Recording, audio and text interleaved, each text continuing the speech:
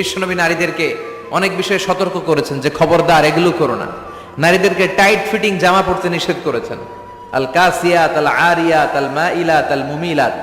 কিছু কিছু বোনেরা এমন টাইট বোরকা পরে তার দেহের সব উঁচু নিচু ভাঁজ টের পাওয়া যায়, পুরুষরা আরো বেশি আকৃষ্ট হয়।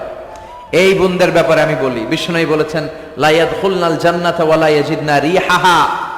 তারা জান্নাতে তো ঢুকবেই না, জান্নাতের ঘ্রাণও এদের নাকে লাগবে না। এখান থেকে জান্নাতে পৌঁছতে আরো 500 বছরের রাস্তা, এত দূরে থাকতেই জান্নাতের ঘ্রাণ আপনার নাকে এসে ধাক্কা দিবে।